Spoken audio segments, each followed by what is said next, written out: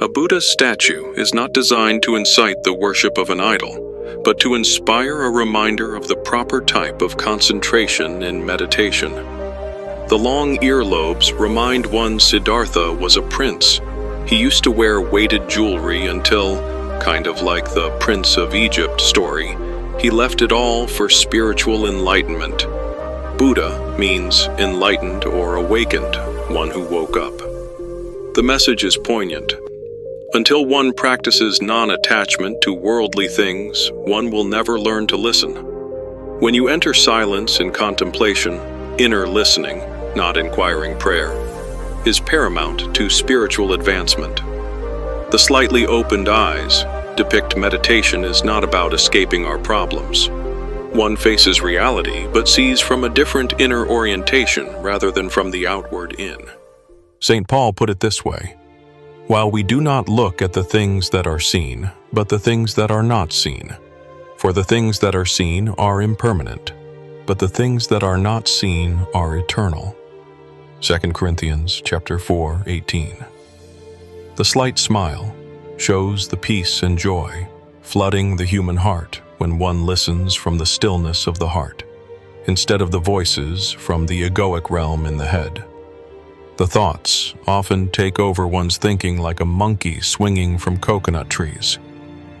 48% of all thoughts, said Eckhart Tolle, are repetitious and useless. The message is not to replace thoughts with good ones, but to empty one's thoughts. As Thich Nhat Hanh reminds us, Christ said, "Take no thought for your life." The smile also depicts the moment of enlightenment. Let us, from the Christian tradition, know Siddhartha lived almost 600 years before Christ. He was a Gentile. It would be redundant to go to Jerusalem. Gentiles were excluded, like the Samaritans. So he sat instead, in stillness, under a Bodhi tree. He was attacked, with even images of past sexual experiences, while in the harems when he was a prince. But he persisted. He faced the demented screeching music of illusion and victoriously exclaimed, "Householder, you have been exposed. You will not build a house in me again.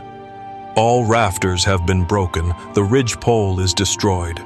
Go now to the uninformed, for my mind has finally come to an end of clinging, holding on and not letting go, and craving." So the Buddha smiles pleasantly, for now he knows all is impermanence and suffering is caused by ignorance. Until we learn to let go of what we cannot permanently hang on to anyway, we will suffer unnecessarily.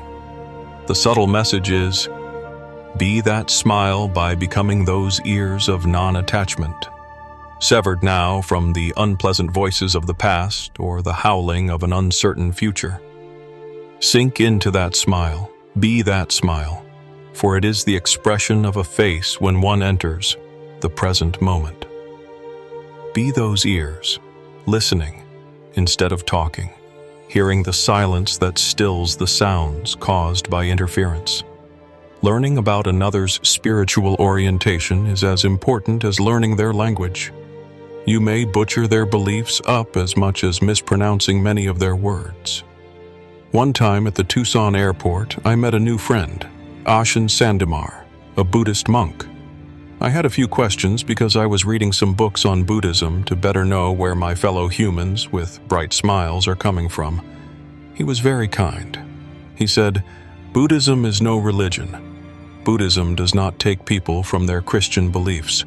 Buddhism teaches you how to be a better Christian by being like your Christ, by dying to self and detachment from worldly things." Did Siddhartha, again born 600 years before Christ, tap into something Paul later referred to in his discourse to the Athenians? He is not far from any one of us. For in him we live and move and have our being, as also one of your own poets said, for we are also his offspring. Acts 17:27-28.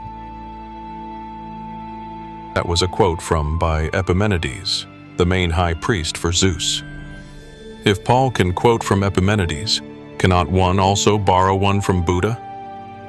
Is there something in each one of us, moving, living, and giving us being?